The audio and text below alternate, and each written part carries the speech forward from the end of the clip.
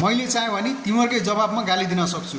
न मलाई तिमीहरूको डर छ, न मलाई कसै अरूको डर छ, तर म गाली दिन चाहन्न। सुन पहिला राम्रोसँग।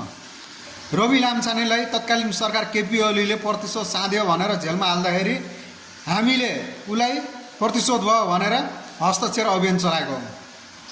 मलाई लाग्थ्यो ऊ आयो भने देश बनाउँछ हो, तर होइन रहेछ। भदौ 23 र 24 गतिको आन्दोलनमा ऊ जेलबाट भाग्दाखेरि हजारौँ कैदीहरू भागेका छन्। त्यसको जिम्मा कसले लिउने? त्यहाँबाट हतियार हराएका छन्। ती हतियारले फागुन 21 गते हुने निर्वाचनमा असर पार्यो भने त्यसको जिम्मा कसले लिने?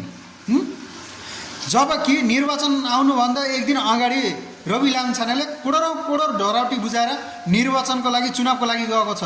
त्यसको जिम्मा कसले ल्याउने? प्रतिशोध हो भने 4-4 करोड 5-5 करोड धराउटी हालेर छुटाउनु पर्छ।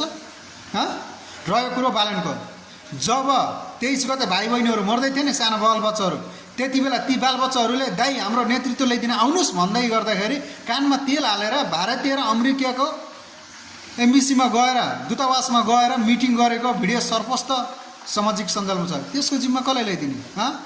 अहिले उसलाई प्रधानमन्त्री हुनको लागि झापाबाट चुनाव लड्दैछ, त्यसलाई त 5 वर्षसम्मको लागि मेयर बनाएर पठाएका होइन जनताले। काठमाडौँको सुकुम्बासी जनता र काठमाडौँका गरिब जनताहरू र काठमाडौँका जनताले। अनि ऊ कसरी प्रधानमन्त्री बन्नको लागि झापा पुग्यो भन् त? ऊ सत्य हुन्थ्यो भने उसले 5 वर्ष आफ्नो कार्यकाल पुरा गरेर निस्किन्थ्यो। रवि सत्य हुन्थ्यो भने आफ्नो मुद्दालाई क्लियर गराएर निस्किन्थ्यो। राष्ट्रिय स्वतन्त्र पार्टीभित्र पनि अरू अब्बल नेताहरू थिए।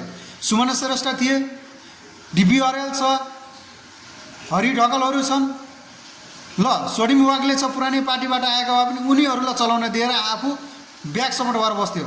तर उनीहरूले आफ्नो कालो कर्तुत लुकाउनको लागि नयाँ हुँ भनेर पुरानालाई दाग लगाएर आफ्नो कालो कर्तुत लुकाउनको लागि तिमीहरू जस्तो साइबर सेलहरू खडा गरेर सामाजिक सञ्जाल फोरो गराएको छ।